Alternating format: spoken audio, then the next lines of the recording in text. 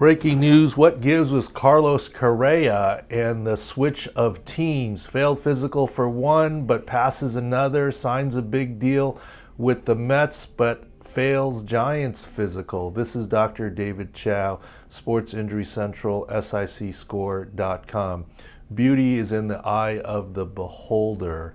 And the last thing that has to happen for any deal to be final, free agent, physical, or trade, is passing the physical. Here are the thoughts today.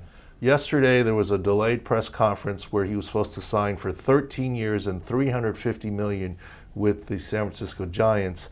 Now he takes a 12-year, $315 million deal with the Mets. Is 1 year that big of a difference? He can pass the physical for 12 years, but not for 13?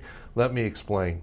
This is a lesson in there is no deal, whether it's a trade or free agent signing, there is no deal in pro sports that's final until the physical is taken and passed.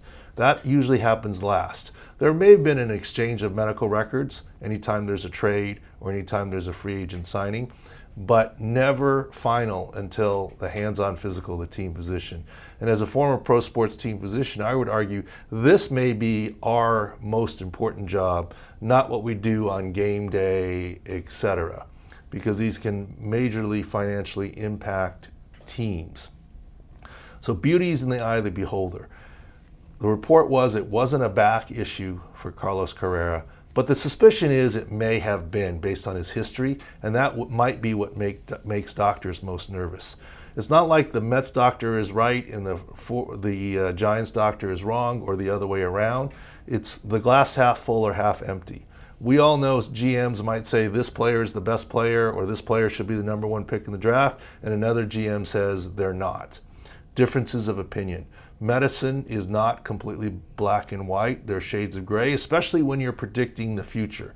Now remember, the contracts are guaranteed in baseball. So it's possible the Giants doctor had the exact same opinion as the Mets doctors, but the Giants management decided to pass and the Mets management decided to take it. We don't know. This is why there are differences. There are examples of this historically in the NFL and other sports. The biggest one might be Drew Brees.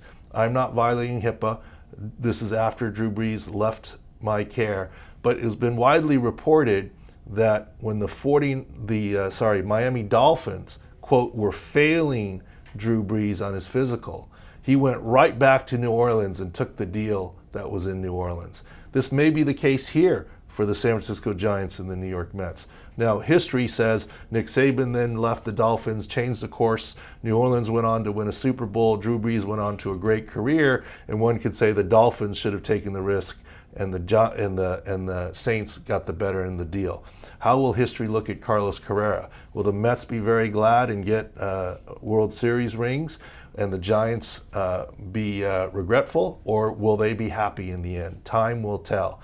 But the bottom line lesson for this is no deal, free agent signing, or trade is final until the physical is passed.